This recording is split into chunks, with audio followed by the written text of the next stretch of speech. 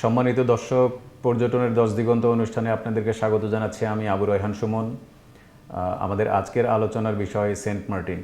আপনারা সকলেই অবগত আছেন, পর্যটক গমনাগমনের জন্য সরকার একটা সংখ্যা নির্ধারণ করে দিয়েছেন সেন্ট মার্টিনের পরিবেশ রক্ষার্থে। তো এই সংখ্যা নির্ধারণ করে দেওয়াটা আমাদের পর্যটনের উপরে কতটুকু প্রভাব পড়লো, নেগেটিভলি পজিটিভলি, এই বিষয়ে আজকে আমাদের মাঝে কথা বলবেন এনইউ গ্লোবাল লিমিটেডের ম্যানেজিং ডিরেক্টর শেখ কামরুল বাশার। বাশার ভাই, আপনাকে আমাদের মাঝে স্বাগত। আপনাকে ধন্যবাদ আমাকে ডাকার জন্য। আচ্ছা, আপনার সাথে প্রশ্ন তো একটাই, হিট ইস্যু। জি সেন্ট মার্টিনে পর্যটক যাবে, সরকার সংখ্যা নির্ধারণ করে দিয়েছে 2000। জি তো এই সংখ্যা নির্ধারণ করে দেওয়াটাকে আপনি কিভাবে দেখছেন? আসলে এই সংখ্যা নির্ধারণ করে দেওয়া কিভাবে দেখছি, এটা এক কথায় জবাব দেওয়ার বিষয় না। ওকে। এবং এটার ভালো দিকও আছে, মন্দ দিকও আছে। একজন পর্যটন ব্যবসায়ী হিসেবে যদি আমরা ব্যবসায়ী ভালো দেখতে চাই, তাহলে আমরা তো 2000 না, আমরা চাইবো 20,000ও যাক, আচ্ছা। যদি কিনা সম্ভব হয়। আবার সাথে এটাও মাথায় রাখতে হবে যে সেন্ট মার্টিন 8-5টা দ্বীপের মতো না, এটা একেবারেই বিশেষায়িত ধরনের দ্বীপ এবং সারা পৃথিবীতেই হাতে গোনা কয়েকটি মাত্র এমন আছে। তো এখানকার পরিবেশ ঠিক রেখে এই সংখ্যাটা আরো বাড়ানো যায় কিনা, এবং সরকার 2000 ঠিক করে দিয়েছে, এটা কি কোনো গবেষণার ভিত্তিতে, এই বিষয়গুলো আলোচনার বিষয় এবং এই বিষয়ে সরকারি সিদ্ধান্ত নিবে। আমরা তো ব্যবসা হিসেবে চাইবো সংখ্যাটা আরো বেশি হোক। তার মানে সরকার যে 2000 সিদ্ধান্ত দিয়েছে এটা ঠিক আছে? এইটা তো ওই যে বললাম যে এক অর্থে ঠিক আছে যদি আপনি পরিবেশ নিয়ে ভাবেন। কারণ গত কিছুদিন যেটা দেখা গিয়েছিল, সেন্ট মার্টিনে তো আসলে পর্যটকের আনাগোনা আজ নতুন না, এটা কয়েক দশক ধরে। যখন এটার নাম ছিল নারিকেল জিঞ্জিরা, এখন এটাকে যখন আমরা সেন্ট মার্টিনে পরিণত করলাম, এখানে ট্রলার ছেড়ে জাহাজে যাওয়া আসা শুরু করলাম। মানে মানে মানে আপনি বলতে চাচ্ছেন যে এটাতে একটা সময় মানুষ ট্রলারে আসা যাওয়া করতো প্রতিদিন, মানে জি পর্যটক ট্রলারে আসা যাওয়া করতো। ওকে। জি, তখন নামটাও ছিল নারিকেল জিঞ্জিরা। আপনি এই নামটার মধ্যেই দেখেন কি একটা নৈসর্গিক ভাব, প্রকৃতি আছে, একটা শান্ত স্নিগ্ধ প্রকৃতি আছে। কিন্তু যখন আমরা একে সেন্ট মার্টিন করলাম এবং এখানে আমরা অনেক বেশি জাহাজ নিয়ে যাতায়াত শুরু করলাম, অনেক বেশি সংখ্যক একই সাথে যাচ্ছে এবং প্রয়োজনে বা সুবিধার্থে অনেকে রাত্রি যাপন করছে, তখন দেখেন আগে যে বিষয়টা ছিল অতিথিশালা, পান্থশালা, এখন এটা হয়ে গেছে হোটেল, কটেজ, রিসোর্ট। তো এভাবেই রূপান্তর ঘটছে। আচ্ছা, তো এখন রিসোর্ট নাম হলো আর আগে ছিল অতিথিশালা, এই তফাৎ কি তাহলে? মানে রিসোর্ট নাম হলে অসুবিধা কি আসলে? রিসোর্ট নাম হলে অসুবিধা, দেখেন একজন পর্যটন ব্যবসায়ী হিসেবে এবং আপনিও দীর্ঘদিন পর্যটন নিয়ে কাজ করছেন, রিসোর্ট এই শব্দটার মধ্যেই তার ডিমান্ড, তার নেচার বলে দিচ্ছে। যখনই আপনি রিসোর্ট বলছেন তখন একটা 3 স্টার ভাব এসে যায়, 5 স্টার ভাব এসে যায়, বা এখানে চাহিদাটা, রিসোর্ট শুনে যিনি যাচ্ছেন উনি তো আশা করবে যে রাতে আমি এসি রুমে থাকবো, আমি ওইখানে ডিজে পার্টি করব, বা আমি বারবিকিউ করব, বা ইত্যাদি এটসেট্রা। সে বিনোদনের অন্যান্য জিনিসও চাইবে ওখানে, যেটা রিসোর্ট। কিন্তু আদতে কি সেন্ট মার্টিন দ্বীপ বা আমাদের নারিকেল জিঞ্জিরা দ্বীপ এটা রিসোর্ট হওয়ার জন্য উপযুক্ত ছিল? অবকাঠামোর উন্নয়নের ফলে গেস্ট ডিমান্ডও বেড়ে গেছে, গেস্ট ডিমান্ড বেড়েছে, গেস্টের যাতায়াত বেড়েছে, আবার যাতায়াত এখন সহজ হয়ে গিয়েছে জাহাজ যাওয়ার ফলে। তো একসাথে অনেক বেশি মানুষ যেতে পারছে, অবশ্যই ওখানে পরিবেশ প্রতিবেশের উপরে প্রভাব পড়ছে। আপনি দেখেন যখন রাতে ডিজে পার্টি হয়, সাউন্ড বা অনেক লাইট, তখন ওখানকার ইকোসিস্টেম নষ্ট হচ্ছে এবং বিশেষ ধরনের কিছু কচ্ছপ, যেটার কথা প্রায় আসে যে এটা বিলুপ্তির পথে, এবং এই বিলুপ্তির জন্য কিন্তু এই পর্যটনটা অনেকাংশে দায়ী। মানে অতিরিক্ত পর্যটন দায়ী, এইভাবে বলে ঠিক আছে, অতিরিক্ত পর্যটন দায়ী। আচ্ছা, তো এটা মাথায় রাখতে হবে। আমরা এই প্রজন্ম হয়তো আর 10 বছর 20 বছর এখন যেভাবে চলছে, এইভাবে চলতে থাকলে 10 বছর 20 বছর হয়তো সেন্ট মার্টিন দ্বীপকে পাবো। এরপরে ওখানকার বাসিন্দারাও আর সেন্ট মার্টিনকে পাবে না, তারাও হারিয়ে যাবে, তারা কিন্তু বাস্তুচ্যুত হবে। আর আমাদের পরবর্তী প্রজন্ম 10 বছর 20 বছর 30 বছর পরের প্রজন্ম, তারা কিন্তু আদতেও খালি বইয়ে শুনবে, বইয়ে পড়বে যে পর্যটনের সেন্ট মার্টিন দ্বীপ বলে কিছু একটা ছিল। তা আমাদের মনে হয় এখন একটু আত্মসমালোচনা এবং নিয়ন্ত্রণ দুইটারই সময় আসছে। আচ্ছা আচ্ছা, তার মানে আপনি বলছেন যে ওইখানে যে পর্যটক সংখ্যা নিয়ন্ত্রণ করেছে এটা আসলে দরকার ছিল, এটা একটা পজিটিভ সাইন যে এটা দ্বীপ রক্ষার জন্য পর্যটক নিয়ন্ত্রণ দরকার আছে। এখন নিয়ন্ত্রণটা কি শুধু সংখ্যা দিয়ে করবে, না আরো কিছু বিষয়বস্তু মাথায় রাখবে? সেটা কিরকম? সেটা দূষণ, আপনার মানুষ বেশিও গেল কিন্তু দূষণ হলো না, প্লাস্টিক বর্জ্য, ওয়ান টাইম আইটেম ইত্যাদি গেল না, তারপরে পানির উৎসটা ওখানে ইত্যাদি বিষয়গুলো নিয়ে ভাবার। প্লাস আরেকটা বিষয়, আপনি রিজোর্ট নিয়ে আমার আসলে আপত্তি আছে। আচ্ছা, যখন আপনার জায়গাটা হচ্ছে বিশেষায়িত একটা দ্বীপ, নারকেল জিঞ্জিরার মতো বিশেষায়িত দ্বীপ, আমরা নাম দিয়েছি সেন্ট মার্টিন, তাতে গিয়ে এটা তো আদতে আমাদের নারকেল জিঞ্জিরা, আদতে নারকেল জিঞ্জিরা, হ্যাঁ, রাইট। এটা তো আমাদের তো যা হোক, ওখানে যখন নারিকেল জিঞ্জিরা, তখন কিন্তু মানুষ ভাববে এটা প্রকৃতির সাথে মিশে থাকতে হবে আমাকে। তখন কিন্তু ওই শ্রেণীর পর্যটকরা ওখানে যেতে আরেকবার ভাববে যে আমি ওখানে তো এসি রুম পাবো না, তাহলে আসলে কি আমি ওখানে যাব, নাকি আমার পর্যটন গন্তব্য আরেক জায়গা হইতে হবে? আচ্ছা, আপনার কি মনে হয় না যে ওখানে যে স্থানীয় যারা আছেন তারা কিন্তু সংখ্যায় কম না? আচ্ছা, আমরা এমনি যেটা পত্রপত্রিকা মারফত জানি যে ওখানে 12,000, মিনিমাম 12,000 অধিবাসী আছেন। তো আপনি 2,000 পর্যটক নিয়ন্ত্রণ করে আসলে দ্বীপের কি রক্ষা করবেন?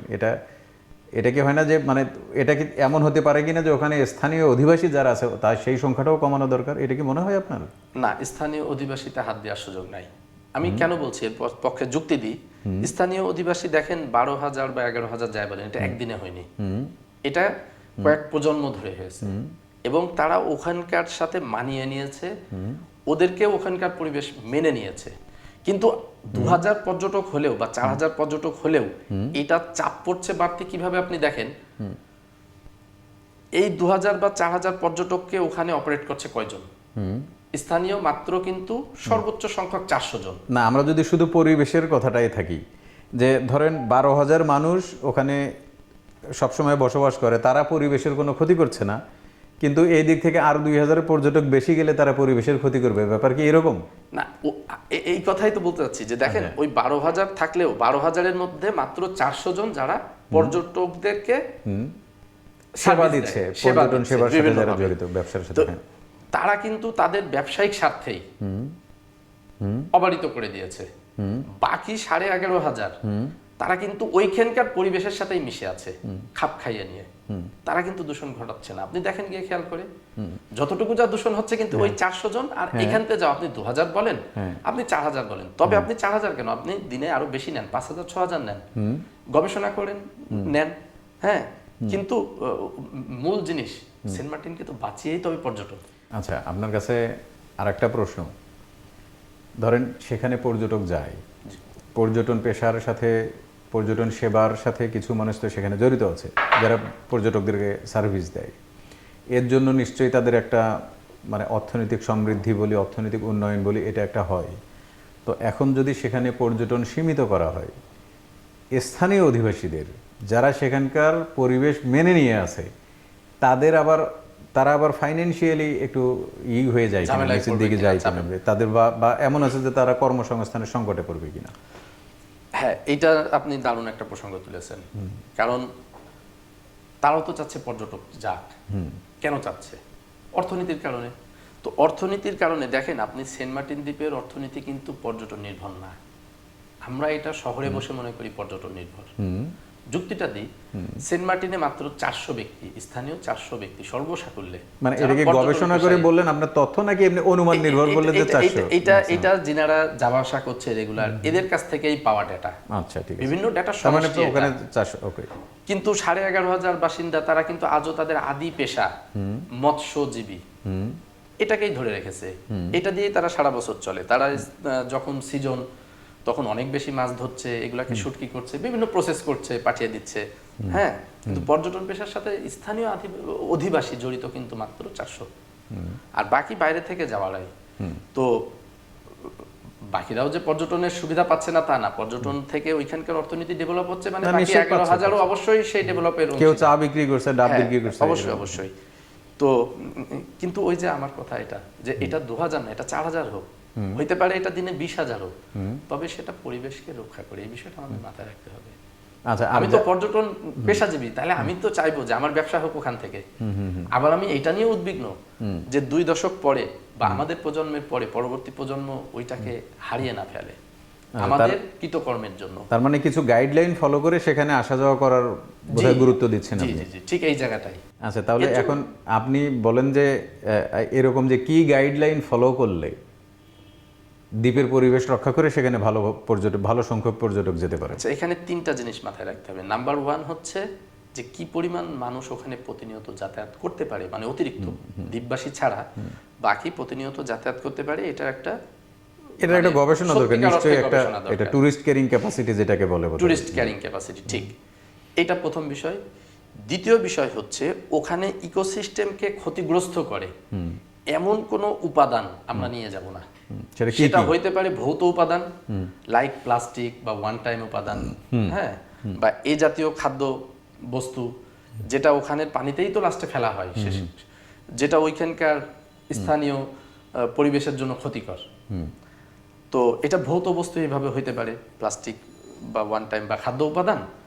আবার এটা আপনার ভৌত না, কিন্তু অন্যভাবে, যেমন শব্দ, অতিরিক্ত শব্দ, অতিরিক্ত আলো ব্যবহার করা, হ্যাঁ, একই সাথে অতিরিক্ত কোলাহল একই জায়গায় করা, হ্যাঁ, এই বিষয়গুলো আমার মনে হয় একটু গবেষণা করে নিয়ন্ত্রণ করতে পারলে আমাদের পর্যটনও বাঁচবে। এবং এটা তো শুধু আমাদের দেশি সম্পদই না, এটা তো বৈশ্বিক সম্পদ। তো আপনাকে অনেক ধন্যবাদ। তার মানে আমি আপনার সাথে কথা বলে যতদূর বুঝতে পারলাম, আপনি একই সাথে সেন্ট মার্টিনের পর্যটন এবং পরিবেশ দুটোই যেন সংরক্ষণ করা যায় এটার উপরে গুরুত্ব দিচ্ছেন। অবশ্যই অবশ্যই। আচ্ছা, আপনাকে অনেক ধন্যবাদ, আপনি আমাদেরকে অনেকক্ষণ সময় দিলেন। ধন্যবাদ আপনাকে। সম্মানিত দর্শক, শেখ কামরুল বাশারের কথা শুনলেন। উনি চাচ্ছেন সেন্ট মার্টিনের পর্যটন একদম বন্ধ না হয়ে বা এরকম একটা সীমিত সংখ্যক যাক, একই সাথে যেন পর্যটন পরিবেশ এবং পর্যটন দুটোই রক্ষা হয়। তবে এই সংখ্যাটা যেটা সরকার বলেছে 2000, এর জন্য এটা একটা গবেষণা করে যে আসলেই সেন্ট মার্টিনের জন্য 2000 পর্যটক দরকার বা 2000 পর্যটক নাকি 1200 নাকি 3000, এটা হচ্ছে একটা গবেষণা করে এই সংখ্যাটা নির্ধারণ করা হোক। আপনাদের সকলকে ধন্যবাদ। সামনের পর্বে অন্য কোনো অতিথি নিয়ে আমরা আবার আপনাদের সামনে আসবো। আল্লাহ হাফেজ।